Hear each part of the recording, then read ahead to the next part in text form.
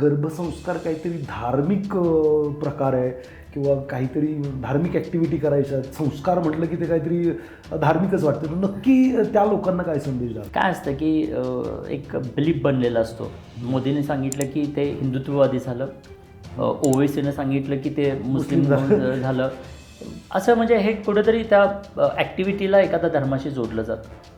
मला एवढंच सांगायचं आहे की बाळ बनण्याची प्रोसेस मुस्लिम आहे म्हणून बदललेली नाही आहे.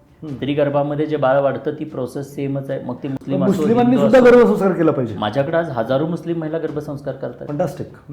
ऑल जाती धर्माच्या महिला गर्भसंस्कार करतात. कारण ती ही धार्मिक प्रक्रिया नाहीये. कारण का सांगतो की बाळ बनण्याची प्रक्रिया धर्मावाईज कुठेही बदलत नाहीये. ती सिमिलर आहे. ती मुस्लिम धर्मीय असो, हिंदू असो, ख्रिश्चन असो, कुठल्याही धर्माचे असो. सो बाळ बनण्याची प्रक्रिया एकच आहे. त्यामुळे बाळ बनत असताना जे संस्कार दिले जातात त्या संस्कारांना धर्मामध्ये, जाती धर्मामध्ये वाटताच येत नाही.